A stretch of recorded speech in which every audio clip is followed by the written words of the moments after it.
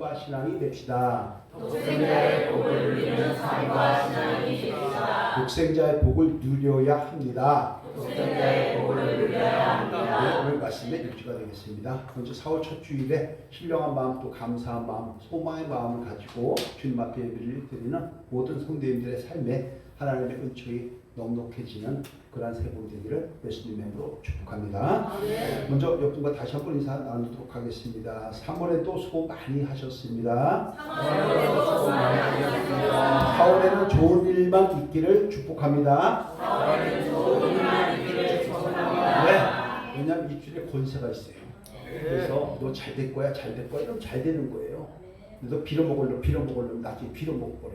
그래서 항상 우리 말주심을 해야 돼요. 그래서 믿음대로 기도대로 축복하는 대로 잘 되는 은혜가 있기를 예수님의 이름으로 축원합니다.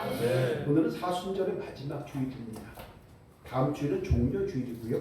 한 주간은 고난 주간이 이어지고 그 다음 주에 부활절 주일을 맞이하게 됩니다. 그래서 오늘은 예수님이 이 세상에 오셔서 우리를 위하여 온갖 순환을 다 당하시고 멸시와 조롱까지도 받으시고 십자가에서 마지막 피를 흘리시면서까지 고난을 받으려고 이 땅에 오신 이유가 무엇일까? 그것을 살펴보면서 독생자의 복을 누리는 삶이 무엇이냐라고 하는 것을 함께 은혜를 나누어 보려고 합니다. 오늘 보면 성도님들이 너무나도 잘 알고 있죠. 주일학교 시절부터 너무나도 많이 들었던 찬양이죠. 요한복음 몇 장? 3장 16절. 자, 그건 다 외워. 자기 이름을 모르고 자기 생일을 몰라도 그건 외우더라고요. 여러분, 그래서 너무나 잘 알고 있는 말씀, 암송도 잘하고 있는 말씀인데 이것을 기독교에서는 뭐라고 얘기하냐면 복음의 정수다라고 얘기를 합니다. 그래서 종교개혁을 했던 마틴 루터는 이 구절을 작은 복음이라고 하고요. 복음 중에 복음이다라고 얘기를 합니다. 그만큼 복음의 핵심이 되는 것입니다. 하나님이 세상을 이처럼 사랑하사 독생자를 주셨으니 이는 그를 믿는 자마다 멸망치 않고 영생을 주려 합니다.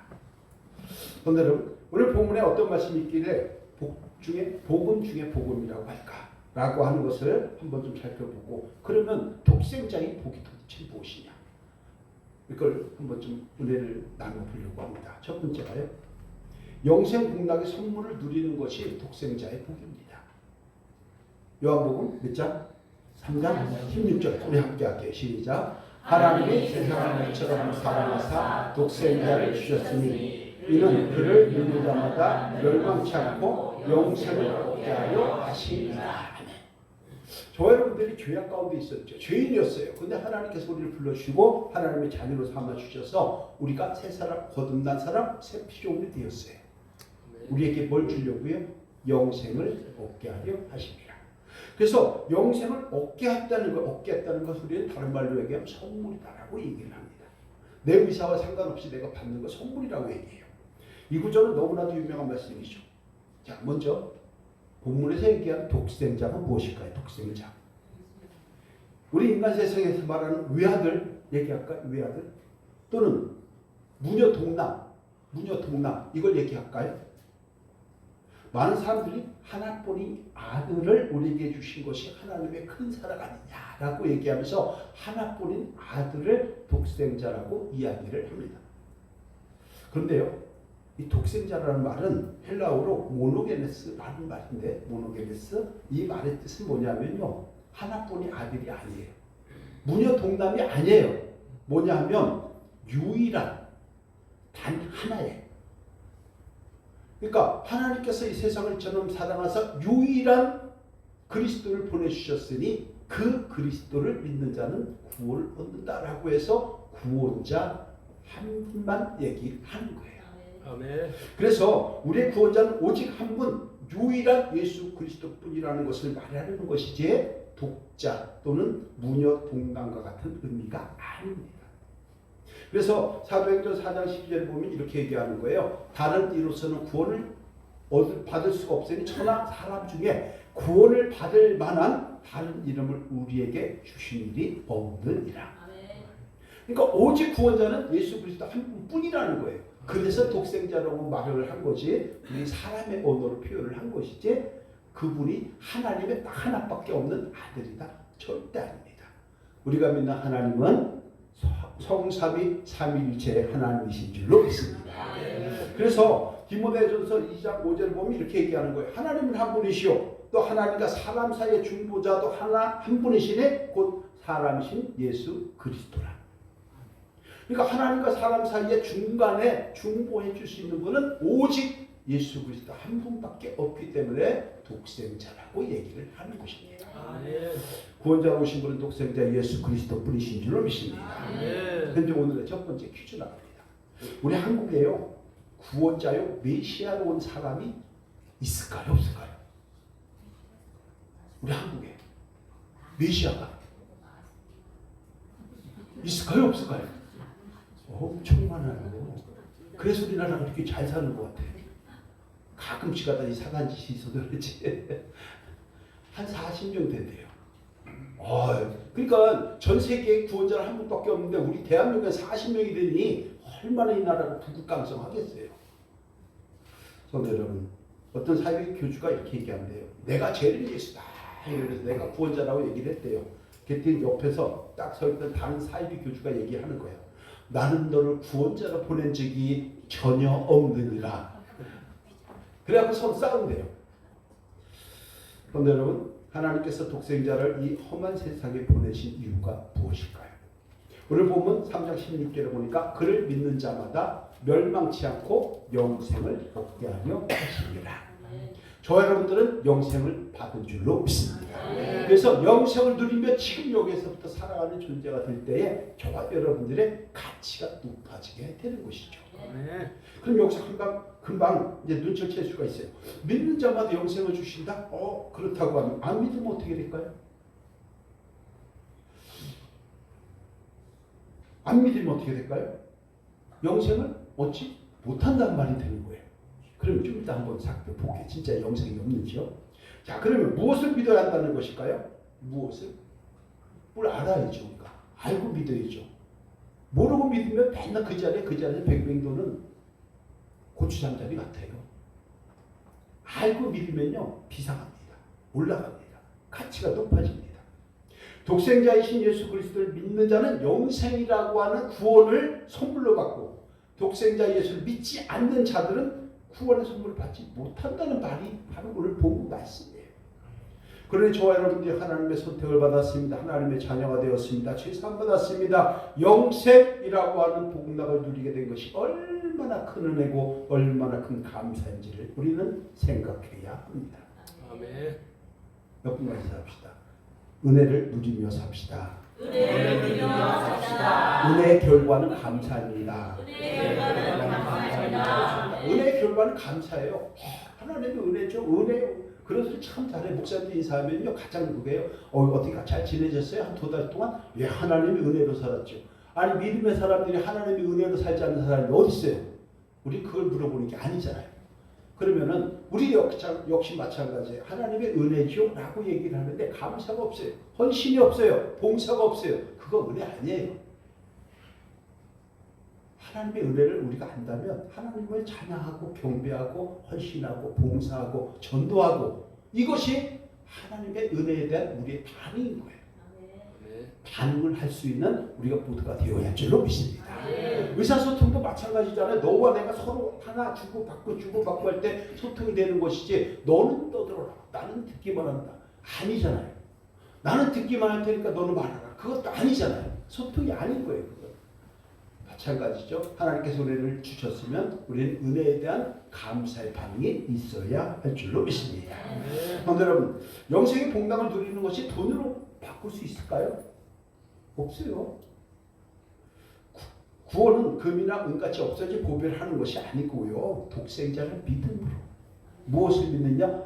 내 죄를 가지고 가고 하나님께서 우리를 의롭다 여기심을 받을 그것을 믿음으로 우리를 새 사람으로 하나님께서 인정해 주시는 줄로 믿습니다. 그러니 우리는 오직 감사, 오직 은혜, 오직 아멘, 오직 순종, 오직 충성만 하나님께 있어야 할 줄로 믿습니다. 많은 사람들이 이걸 빼먹는 거죠. 자, 여기서 중요한 것, 늘 말씀드리지만 다시 한번 상기하기를 원합니다. 구원은 2가지가 있습니다. 지금 여기에서 누리는 구원의 복이 있고 마지막 날에 그때 거기 가서 누리는 천국의 복이 있어요. 지금 여기서 누리는 복은 내가 힘들고 지칠 때, 사업이 안 될 때, 질병에 걸려 있을 때, 고난 가운데 있을 때, 너무나도 힘들고 지쳐서 마음에 누구도 알 수 없는 고통이 있을 때 다시 일어나고 다시 회복되고 다시 살아나고 다시 이겨내는 구원, 구조, 구출이라고 하는 구원을 이야기합니다. 한글로는 구별이 안 되지만 영어로는 살베이션이다 라고 얘기한다는 것을 기억을 하실 겁니다. 반면에 내세 구원의 복은 우리가 흙으로 왔다가 흙에서 왔다가 흙으로 돌아가고 난 뒤에 천국에서 누리는 복을 얘기하는 것인데 이것은 리뎀션이다 라고 말씀을 드렸어요. 결국 이 구원과 구조라는 두 종류의 구원의 복을 누리는 근원이 어디에 있느냐? 독생자를 주셨으니 선물로 주셨습니다. 그를 믿는 자마다 영생을 받고 멸망치 않는다고 말씀을 하는 것입니다. 이런 은혜를 누릴 수 있는 저와 여러분 되기를 예수님의 이름으로 축원합니다. 그저 사순절입니다. 고난주간입니다. 종려절입니다. 부활절주일입니다. 그냥 개념적으로만 우리가 신앙생활하는 것이 아니라 그래서 이 땅에 오셨고 그래서 우리에게 영생을 선물로 주셨고 그 구조와 구출과 구원의 복을 지금 여기에서부터 누리도록 우리를 불러주셨으니 이 또한 얼마나 감사하냐라고 생각하면서 모든 것들을 이겨내고 승리할 수 있는 저와 여러분들의 삶이 되어야 할 줄로 믿습니다. 그런데 여러분 오늘 특별히 본문에서 얘기하는 멸망이라는 단어가 있죠. 멸망치 않고 영생을 얻게 하려 합니다. 멸망이라는 것은 회복 불능의 상태로 들어가는 걸 얘기해요. 베트남에서 미얀마에서 건물들이 많이 무너지고 그랬잖아요. 살짝 무너진 건 보수가 되지만 와르르르 무너진 것. 왜 그때 또 중국제만 또 무너졌는지 몰라요. 그 무너진 것들은 어떻게 돼요? 보수가 안 되는 거잖아요. 이걸 멸망이라고 해요. 반면에 영생이라고 하는 것은 영원한 생명을 얘기하는 거죠. 자, 이 말을 요약해 보면요. 독생자 예수 그리스도를 믿는 자는 구원받은 백성으로 영생 공당을 누리며 살아가지만 예수 그리스도를 믿지 않는 자들은 멸망의 길을 갈 수밖에 없다고 오늘 성경은 말씀을 합니다. 여기서 두 번째 퀴즈. 세상에는요. 독생자 예수를 믿는 사람이 있고 믿지 않는 사람 두 종류의 사람이 있어요. 이 중에 영생을 누리는 사람은 누구일까요? 믿는 자일까요? 믿지 않는 자일까요? 영생을 얻게 하려 합니다. 영생을 선물로 받은 자는 믿는 자일까요? 믿지 않는 자일까요? 다수결을 해야 되나 이것도? 그런데 여러분 두 종류의 사람이 있다고 했잖아요. 믿는 자, 믿지 않는 자. 믿는 자, 믿지 않는 자 모두가 영생을 누립니다. 무슨 얘기냐면 믿음의 사람은요. 죽음을 맞이한 뒤에 낙원을 경유해서 천국으로 들어가서 영원히 죽지 않는 영생 공락을 누리게 됩니다. 반면에 믿지 않는 사람들은 죽음 후에 음부에 들어가서 지옥에 들어가서 영원히 죽지 않고 벌을 받게 되는 거예요. 여기도 영생이 있고 저기도 영생이 있는데 한쪽은 생명의 부활이고 한쪽에는 죽음의 부활이에요. 이것을 우리가 기억하고 하나님 사람 누릴 수 있는 것을 감사하는 저와 여러분이 되어야 할 줄로 믿습니다. 그래서 결론은 믿든지 믿지 않는지 다 뭐가 있다? 영생이 있다는 거예요. 영혼은 죽지 않습니다. 생각해 보세요. 우리가 칼로 찔림을 받을 때가 사람들이 뉴스를 보면 있잖아요. 그렇죠? 몸에 육신에 상처가 나는 거지 영혼의 상처가 되는 게 아니에요. 영혼의 상처는 영혼에는 칼 들어가는 게 아니죠. 영혼은 죽지 않습니다. 그런데 여러분 그래서 요한복음 5장 28절 29절에 보면요. 이렇게 얘기하는 거예요. 선한 일을 행한 자는 생명의 부활로 악한 일을 행한 자는 심판의 부활로 나오리라. 선한 일은 뭐예요? 성경에서 얘기하는 선한 일은요. 남 무거운 거 밀어주고 들어주고 하는 게 선한 일이 아니에요. 하나님을 믿는 게 선한 일입니다. 왜냐하면 선한 분은 오직 하나님 한 분이기 때문입니다. 그런데 여러분 그뿐 아니라 사도행전 24장 15절에서도 얘기하죠. 그들이 기다리는 바 하나님의 향한 소망을 나도 가졌으니 곧 의인과 악인이 부활이 있으리라. 부활 다 있는 거예요. 영생 다 있는 거예요.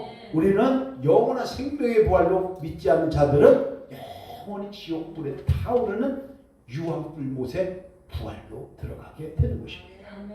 정리합니다. 마지막 부활 때는 믿든지 안 믿든지 다 부활을 하되 믿는 자는 영생을 받아 천국에서 복락을 누리고 믿지 않는 자는 지옥에 던져지게 되는 것입니다.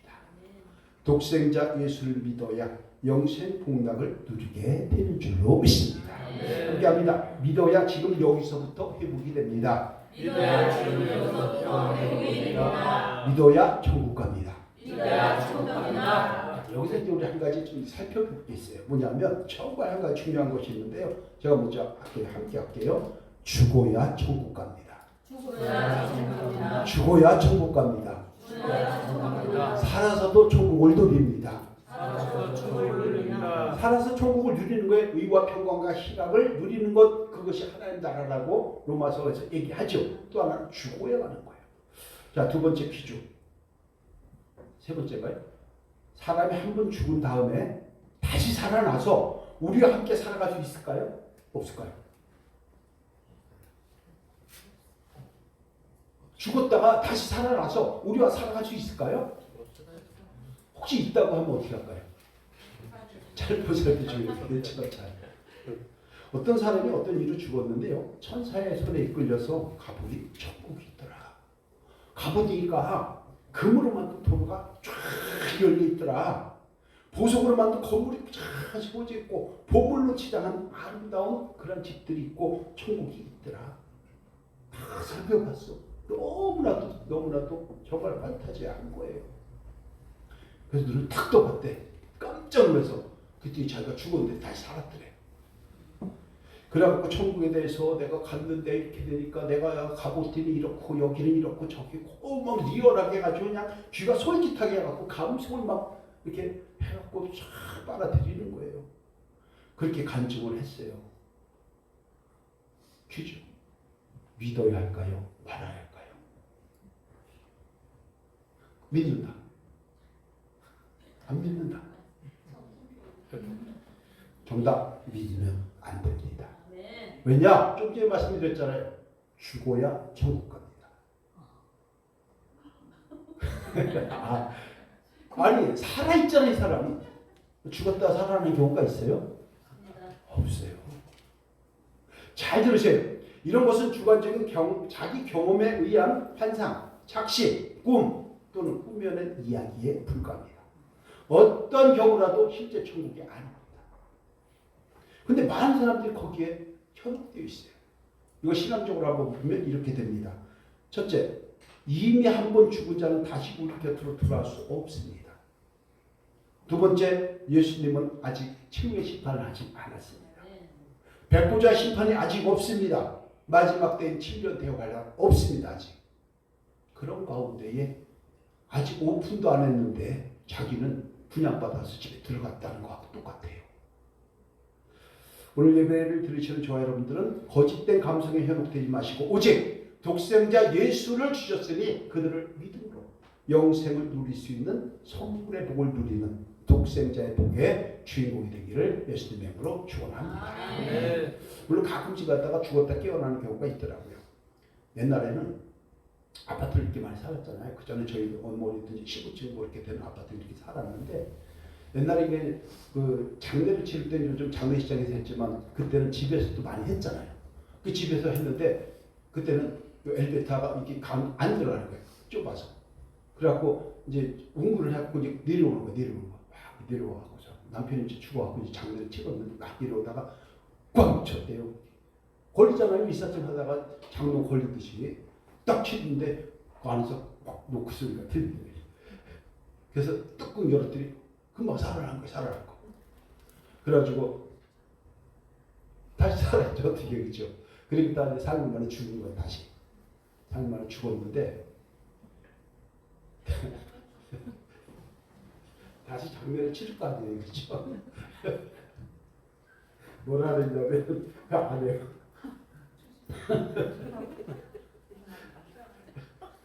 야 조심해라.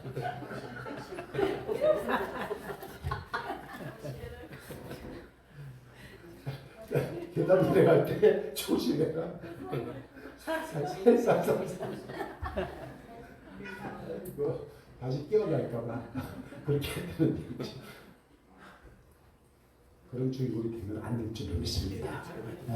안 내려가는데 야 조심해 다시 깨어나 큰일 나. 다시 깨어나면 부활하니까 감사해야 되는데 성도 여러분 그런 주의보 되지 않도록 저와 여러분들은 평상시에 부부들끼리 교회에서도 은혜 많이 나누기를 주님의 이름으로 축복합니다. 자, 두 번째, 지금 여기에서부터 구원을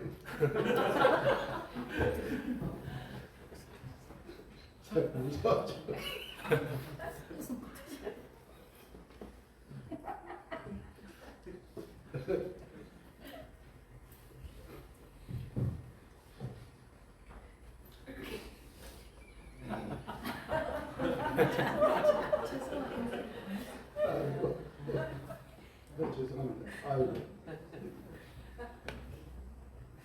제가 생각해봤거든. 제가 그 주인공이 아닌가 지금. 사고가 그런 거 아닌가.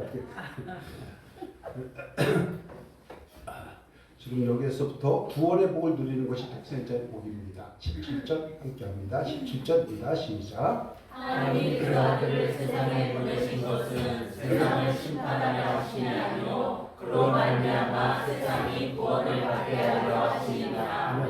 하나님께서 독생자 예수 그리스도를 이 지구촌에 보낸 것은 세상의 구원을 위해 온 것이 심판이 아니다라고 말씀을 합니다.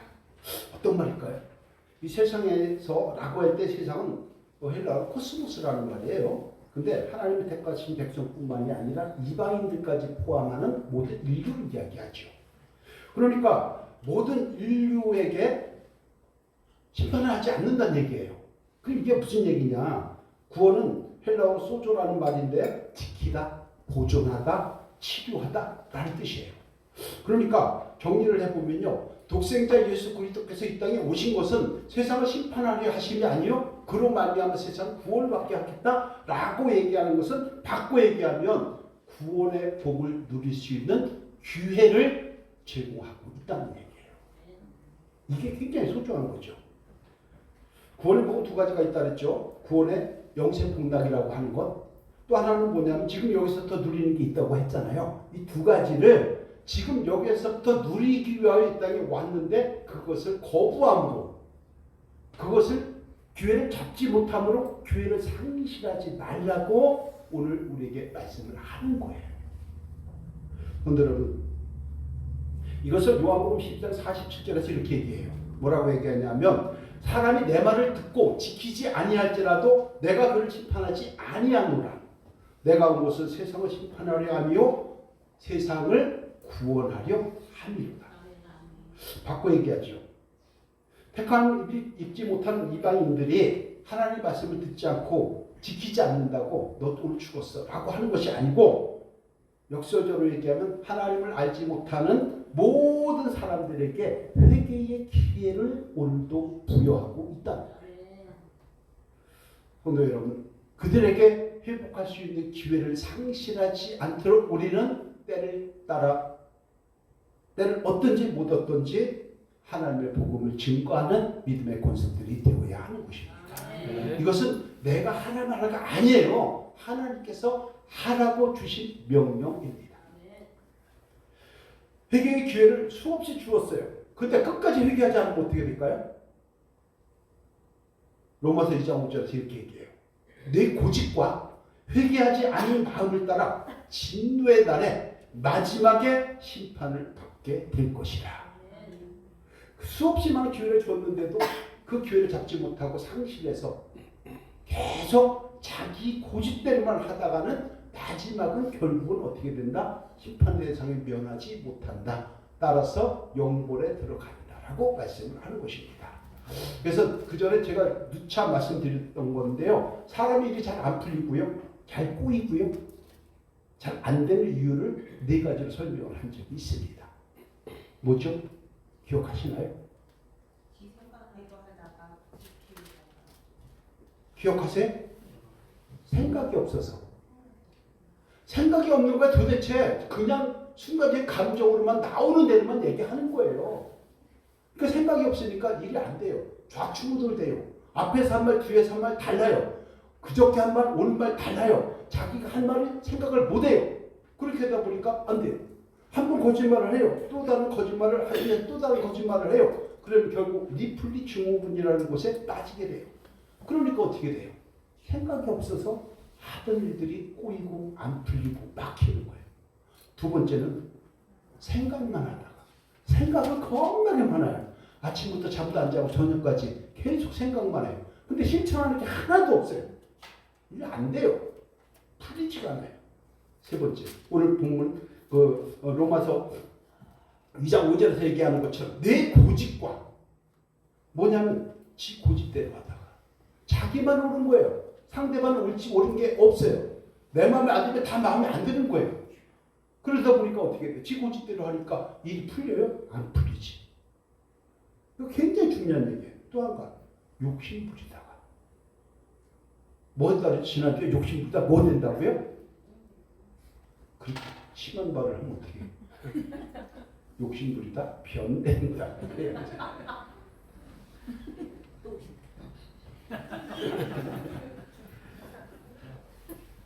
선생님, 정말 욕심 부리다 망하는 경우가 얼마나 많은지 몰라요. 옆 분과 인사합시다. 욕심 부리지 맙시다. 욕심 부리지 맙시다. 고집대로 하지 맙시다. 고집대로 하지 맙시다. 생각만 하지 맙시다. 생각만 하지 맙시다. 생각이 없어서도 안 되지만 생각만 해도 안 되는 거예요. 이런 것들이 자기 교만, 자만. 그래서 로마서에서 얘기할 때 내 고집과 회개하지 않는 마음 때문에 너는 결국 심판당한다고 얘기를 하는 것이죠. 우리 믿음의 사람들은 자기 고집, 아집 독설을 멀리하고 불순종한 것이 있다면 회개하고 주님 품으로 돌아오는 신앙의 회복 탄력성을 통해서 구원받을, 구조받을, 구출받을 기회를 상실하지 마시고 지금부터 구원의 복을 충만하게 누림으로 독생자의 복이 주인공이 되기를 예수님의 이름으로 축원합니다. 자, 세 번째가요. 심판의 대상에서 벗어나고 이게 얼마나 큰지 몰라요. 18절인데 함께합니다. 시작. 그를 믿는 자는 심판을 받지 아니하는 것이요 믿지 아니하는 자는 하나님의 독생자의 이름을 믿지 아니하므로 벌써 심판을 받은 것이니라. 자, 지금까지 살펴본 것과 앞뒤가 안 맞죠. 17절에서는 분명히 세상을 심판하러 온 것이 아니라 구원받기 위함이다 라고 얘기를 했는데 여기서는 갑자기 이미 심판받았다는 거예요. 무슨 얘기냐면 그리스도를 믿지 않는 자는 자기의 죄값으로 인해서 음부를 경유해서 지옥으로 가기 때문에 확정되어 있다는 거예요. 확정되어 있으니까 이미 심판받은 거는 다름없다는 얘기예요. 그런데 그 전에 주님을 만나서 주님을 믿으면 주의 사랑을 누리면 내가 어떻게 된다? 바뀌는 거예요. 바뀌게 되니까 원수도 친구로 변하는 거예요. 산천초목도 새 것이 되는 거예요. 그렇게 됐을 때에 그 은혜를 누리게 되기 때문에 믿음의 사람은 그 기회를 이미 부여잡은 자들이잖아요. 그러니까 저와 여러분들은 심판의 대상에서 벗어난 것 자체가 복 중에 복이 된 줄로 믿습니다. 엄청난 거예요. 이게 돈으로 따질 수가 없는 거예요. 생각해 보세요. 나이가 젊다고요? 나는 죽지 않을 거라고요? 전부 다 만부당이에요. 한참 남았다고요? 내일 아무도 몰라요. 연세가 많으신 분들이 있을수록 이것이 더욱더 마음의 갈급함을 누린다고 느낀다고 말씀을 하는 거예요. 그런데 여러분, 믿지 않는 사람들은 회개하고 용서받고 죄상받아서 심판 대상에서 벗어날 수 있는 기회가 수없이 많음에도 불구하고 왜 독생자를 믿지 않느냐? 오늘 본문에서 얘기를 하는 거예요. 뭐라고 얘기하느냐? 본문 19절인데 함께합니다. 오늘 본문 19절 시작. 그 정죄는 이것이니 곧 빛이 세상에 왔을 때 사람들이 자기 행위가 악함으로 어둠을 더 사랑하는 것입니다. 세상에 빛으로 오신 예수 그리스도를 영접해야 하는데 그들의 마음이 완악해서 어둠을 더 사랑하고 영적 소경이 되었기 때문에 믿지 않는다는 거예요. 그래서 밝은 대낮에도 인격적으로 잘 살아가는 것 같지만 대낮에는 쾌락과 악을 행하기 위해 어둠을 더 사랑하고 밤문화에 젖어 있고 어둠의 자식이 되고 그렇게 살아갈 수 가기 때문에 어둠 속에서 하는 행위들이 빛이 들어오면 다 드러날 거 아니에요. 그렇기 때문에 고의적으로 이 핑계 저 핑계 되면서 하나님 앞으로 빛의 세계로 교회로 나오지 않는다는 거예요. 그래서 20절에서 이렇게 얘기하는 거죠. 악을 행하는 자마다 빛을 미워하고 빛으로 오지 않으니. 왜? 너 아니었으면 내가 괜찮을 텐데 내 어둠에 딱 있던 이 나만의 아방궁이 빛이 들어오지 않으면 잘 지켜질 텐데 그러면서 뭐라고 얘기하죠? 빛을 미워하여 빛을 오지 아니하니 이는 그 행위가 드러날까 하니요 라고 말씀을 하는 거예요. 오늘 본문 19절입니다. 이것을 죄의 인적 효과라고 한다는 말을 수없이 드렸습니다. 죄가 죄지 않은 거예요. 그 소리가 듣기 싫은 거예요. 그러니까 교회를 안 나오는 거예요. 성경을 안 보는 거예요. 이게 죄의 인지적 효과가 나오는 거예요. 많은 사람들이 여기에 눌려 있어서 어떻게 되냐면요. 가난한 교인이 되는 거예요. 자기가 듣고 싶은 것만 듣는 거예요. 자기가 보고 싶은 것만 보는 거예요. 그래서 뭐라고 얘기하죠? 나는 유튜브를 통해서 봅니다. 라고 얘기해요. 다른 사람들이 예배를 드리는 거 지가 본 거지 자기가 예배 드리는 게 아닌 거에도 불구하고 내 마음에 드는 것만 보는 거예요. 유튜브도 마찬가지예요. 자기가 보는 것만 듣고 그것이 전체이냐 보편적 가치를 가지면 안 되잖아요. 성경은 똑같죠. 여러분 세상에 도둑놈이 제발 저린다는 말이 있죠. 믿지 않는 자들은 세상에 있는 쾌락과 악을 좋아하다 보니까 달콤한 각종 유혹에서 벗어나지 못하기 때문에 잘못한 것이 그래도 그리스도인보다 많습니다. 그리스도인은 그래도 적습니다. 통계가 나와요. 그래서 예수님 앞으로 나오면 자연스럽게 자신의 행위가 드러나고 정죄받을 것이 두려워서 예배드리는 것과 교회 나오는 것을 꺼린다고 밀어낸다고 이야기를 하는 거예요. 들어와서 주여 제가 그동안에 이렇게 살았지만 이제는 회개하오니 다 용서해 주시고 용서받은 자로 다시 멋지게 살아가기를 원합니다. 하면 끝인데도 불구하고 교회를 안 오는 거죠. 교회의 인지적 효과 듣기 싫으니까. 그 전에 우리 교회 나왔던 그 어떤 분들 그러는 거예요. 자기는 교회 오면요 싫대. 목사님이 싫대.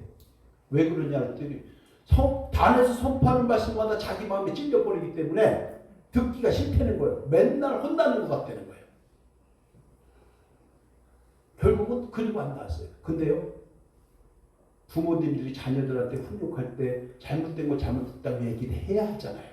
그래서 자녀가 건강하게 성장을 해야 하지 않겠어요? 바로 그거죠. 그럼 여기서 어떤 얘기를 할 때 제가 제 얘기를 하나요?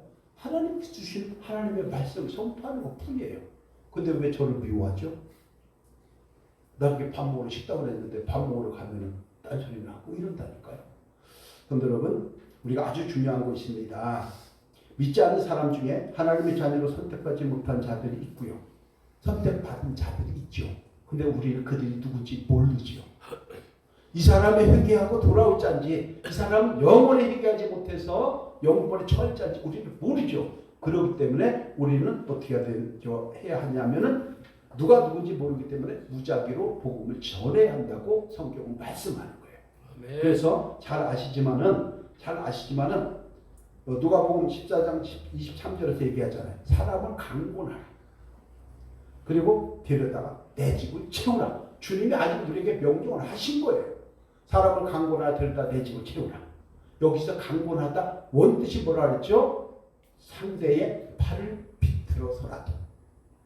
상대의 팔을 비틀어서라도 내 집을 채우라. 주님이 말씀하신 거예요. 왜? 구원과 구출의 복과 은혜를 지금 여기서부터 누리고 마지막 천국 갈 수 있는 기회를 부여하기 위해서 이렇게 정리가 되는 거예요. 오늘 여러분 이 말씀을 마음에 좀 새기고 사람을 강권하여 데려다 내 집을 채우는 역사가 일어나기를 그리고 그 주인공이 되기를 주님의 이름으로 축복하고 축원합니다. 그래서 우리는 항상 진리를 따르는 자들이잖아요. 그런데 그들은 자신의 행위가 드러날까 봐 진리를 따르지 못하는 거예요. 21절에서 이렇게 얘기하죠. 21절 진리를 따르는 자는 빛으로 오나니 이는 그 행위가 하나님 안에서 행한 것임을 나타내려 하십니다. 그러니까 진리를 따르는 자는 주님 앞에 나와서 교회를 드리고 빛의 세계를 들어오는데 악을 따르는 자는 자기의 부족함이 자기의 죄악이 드러날까 봐 빛의 세계로 못 나온다는 얘기예요. 이것을 우리가 잘 깨닫고 주님 안에서 우리는 이미 심판의 대상에서 벗어났다라고 하는 것을 기억하시고 심판의 대상에서 벗어난 복을 지금 여기서부터 누리시고 그때 거기 가서도 누릴 수 있는 그런 삶과 신앙이 다 되기를 예수 그리스도 이름으로 축원합니다. 오늘 말씀 결론입니다. 사순절 마지막 주간을 맞이해서 예수 그리스도께서 이 땅에 오신 목적을 통해서 우리가 독생자의 복을 누리는 것이 무엇인가 살펴봤습니다. 세 가지죠. 우리 함께합니다. 시작. 영생 공락의 선물을 누려야 합니다. 지금 여기에서부터 구원의 복을 누려야 합니다. 심판의 대상에서 벗어난 복을 누려야 합니다. 그럼 우리는 어떻게 될까? 가만히 누리면 되나? 이렇게 해야 할 것 같아요. 우리 함께 할게요. 그래서 우리는 시작. 독생자의 복을 마음에 새기고 지금 여기에서는 성령 안에서 의와 평강과 희락이 넘치는 천국의 복을 누리고 그때 거기서 누리게 될 영생 공락을 소망하며 살아가는 삶과 신이 되어야 합니다. 그렇게 되기를 예수님의 이름으로 축복합니다. 기도합니다. 하나님의 은혜를 감사합니다. 세상을 사랑하사 독생자를 보내신 목적과 독생자를 통해서 우리 역시도 참 괜찮은 그리스도인의 삶의 현장과 신앙이 되게 하여 주옵소서. 예수 그리스도 이름으로 기도합니다. 아멘.